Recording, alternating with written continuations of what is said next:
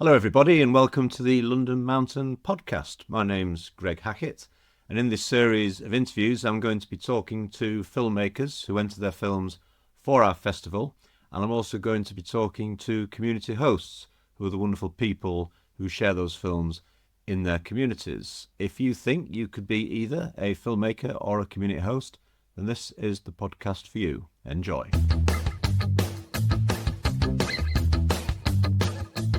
Hi, and welcome to this episode of the London Mountain Podcast.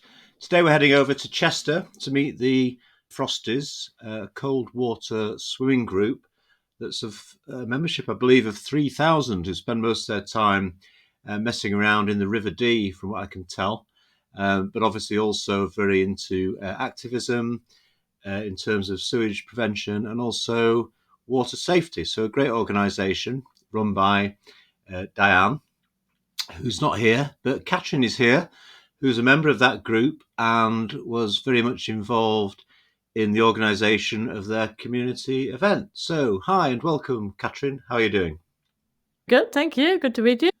Good stuff. Okay, so in Chester, you ran this event, and I have to say, I'm really excited about meeting you because you were an early adopter of our community event idea back in 23. So you've actually done two of these events now. So I just want to personally thank you for being involved. Yeah, we very much enjoyed running the event. It was a funny coincidence. I always wanted to do something like this. And then your little advert popped up. I don't know, I seen it on the website and I thought, let's try this.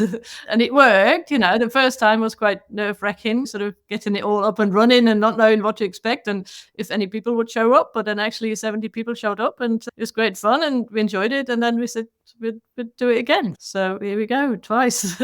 Yeah, so we'll come back to the event, but let's start the conversation in Chester because that's where you're based. And I have visited Chester a couple of times. It's a lovely Roman city. My memories of it are the lovely walls and a tapas bar, and that's about it. It's all blurred after that. So what would you say about it then, in terms of its potential for adventure? What do you get up to? Well, I think Chester is in a great spot when it comes to adventure. It's close to North Wales. There's a lot of adventure. It's close to the coast. It's close to the hills. There's a lot of places where you can go. There's the Chester Mountaineering Club just over the border in North Wales. There's a mountain biking center. There's a couple of climbing halls with a great adventure community. There's the Wirral. I go to like a sailing group in West Kirby a lot. You know, there's a big community of windsurfers there, kite surfers and all that. And then obviously there's a lot of swimming. Okay, so the picture I'm beginning to build of the two of you, I mean, Diane, it sounds like she's running this big group that provides this lovely audience. And maybe Katrin, I understand you've been involved in TV and production. So are you the one with the interest in films more so? Not quite. I mean, I'm probably the more sort of technical backbone of it. You know, I work as a vision engineer, I work freelance, and I work for TV and broadcast. I've worked for shows like Blue Peter on the BBC. You know, that's all about adventure and challenge and pushing yourself. And I've worked on the Olympics multiple times. And so I always dreamt of becoming a documentary filmmaker, but never quite embarked on that route because I guess it's the harder route. So I have a lot of respect for all the filmmakers and making these films. And I really enjoy being a part of bringing these films to audiences. So I like sharing stories and films that I like. You know, sharing them with others who might not have found the film if they didn't know about it. I enjoy these sort of outdoorsy people, you know, beanie hats, and they all rock up and all enthusiastic about going out, you know, and I think that's how me and Diane met. You know, I have great respect for people who go out swimming in freezing cold water in the middle of winter, you know. So when we got together about this, you know, I realized how much passion Diane has for the films as well. So Yeah, it's a very unifying thing, isn't it? Watching a film, you know, a good film can really bring people together, I think, not just in terms of sharing the story, but the conversation that it drives. It's a wonderful social experience. So I've got a question for you, Katrin. Since you've got ambitions to be a documentary filmmaker, with the Chester Frosties, surely you got the perfect story there, haven't you? Why do you make a film about those guys? well, making a film is a lot of effort, you know. so, so that's why probably, there's different films that start by being made by people who are enthusiastic and they just go for it, and no matter what quality, and just go for it. Or there's films that have sort of amazing quality behind it, technically as well as kind of creatively and from the storyline. That needs a lot of planning. It needs a lot of professionals who know what they're doing. And I think both type of films have a right to be in a festival like this, and that makes a charm, because there's different approach to making a film. I probably, coming from a professional television background, I probably always have my expectations are probably in my way, so I probably want it to be too perfect, and then I don't start because I think that's all too expensive and I don't know where to start. And that's probably my downfall. Plus, I embarked on this TV career and that works well, and that's my day job and that's where I make my money. And adventure films and stories and people and outdoors, that's my passion. And it's nice to have that alongside, and being able to invest time in this, and I get a lot out of it by kind of showing films, or maybe meet some of the filmmakers through this process. That'd be interesting. So maybe in my next life I become a filmmaker, but for this life I'm quite happy with my day job and with my sort of hobbies. Yeah, I like that distinction you made about the spectrum of quality, and I use that in small case because quality is a very subjective thing. But at one end, you've got adventurers who take an iPhone with them and make and then edit something, but it's really good because they've done it themselves and they're doing something that's really interesting. It's a good story.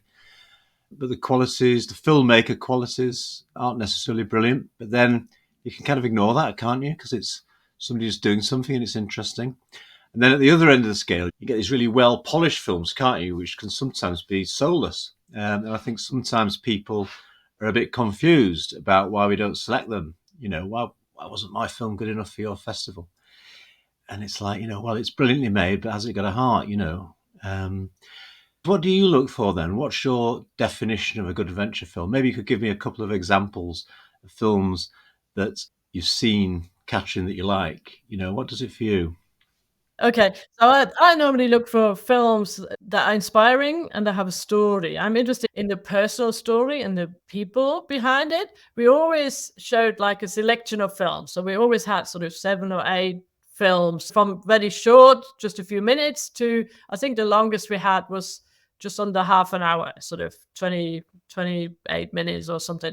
And I look for a film, for example, if it's a mountain bike film, I want it to be a mountain bike film that's not only interesting for mountain bike enthusiasts, but for a wider audience. So even if you've never sat on a mountain bike before, you still find that film interesting because you find the person interesting, you find it interesting to watch it. I mean, they're often quite sort of action based, all the jumps, and that's incredible. We had a film, it was called Flow. It was 2 young brothers, and it was amazing. They were like, I don't know, they were 13 and 14 years old or something, and they were racing those tracks like no matter what. And then you had the mum talking about them, and I was really impressed by the mum because I have children myself, and if they be racing and jumping like that, I'd be so nervous. so that was, that was a film I really liked. And then on the first festival we showed a climbing film, and it was about a 99-year-old climber, Marcel Remy.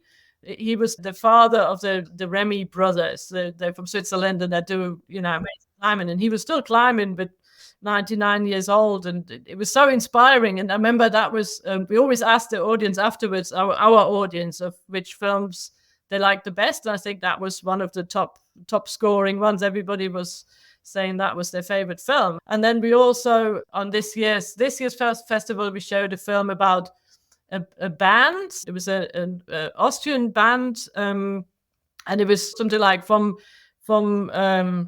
Innsbruck to the north. I think you're talking about a film called From the Alps to the North Sea, I think.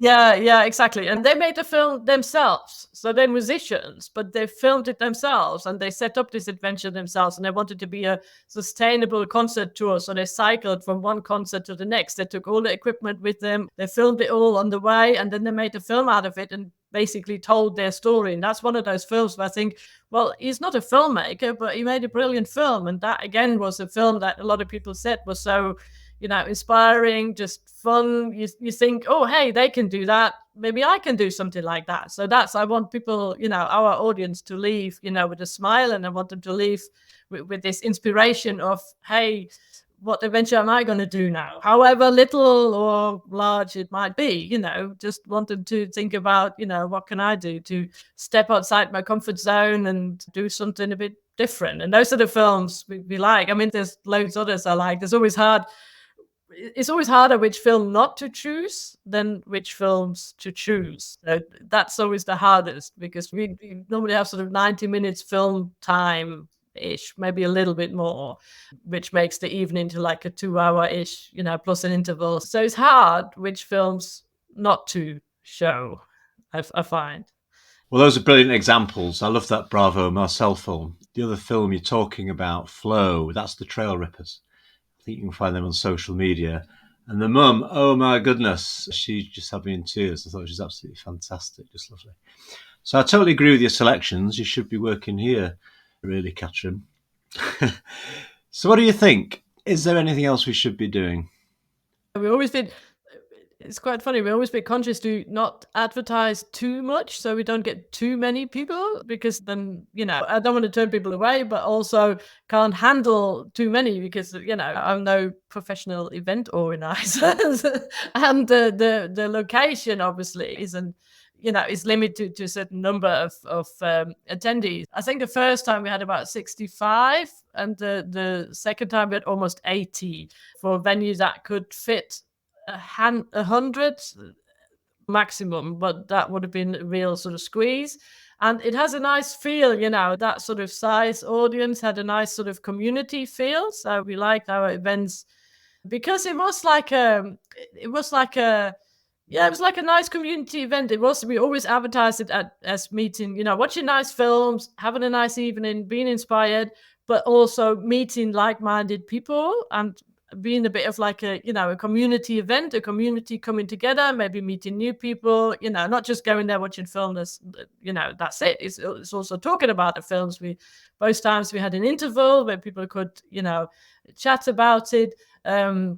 We even had, after the first event, somebody told me, this was a really nice event, and we asked, what can we do better? And, had a few ideas and what to improve and whatever. And one answer I do remember was saying, don't make it too commercial. It was nice because it had this flair of sort of, a bit quirky, small community style, and I think that's where, you really tapped into making it possible, for people like us who are no professionals in this, running events, and making it nice, for the community. One thing I think is so important with adventure and going on an adventure or adventure films or something is all about, pushing yourself and stepping outside your comfort zone. And I do feel, what we've done, putting a film evening on like that was exactly that, going on an adventure and stepping outside our comfort zone, standing in front of an audience, public speaking, all that sort of stuff, and it was funny. It was nerve-wracking, first time, even more so than the second time. We were total pros the second time around, but no, we're not. But it gives you that kick afterwards, and it was nice, it was really, it was a great adventure, and it was great to do it. I totally agree with you. I think putting a film night on is an adventure in itself, isn't it? So I'll wrap things up there, but I just want to say thanks again. I really appreciate you coming in early and sticking with us, persevering despite your fears and comfort zones. I'm sure you'll have a brilliant event next year as well. But yeah, thanks to the Frosties and also the non-Frosties of Chester for turning up and supporting your event, and also supporting the RNLI, for whom you made quite a bit of money. So well done, and we'll see you next year. Yeah, certainly. Hey everybody, and thanks for watching. I hope you enjoyed that. Don't forget, if you want to be a community host, it is really, really easy to bring adventure to your hometown, village, wherever it is you hang out, and raise money for your club, your charity, your adventurous cause. All the details are on our website. Check it out, and we'll see you in February. Thank you. Bye.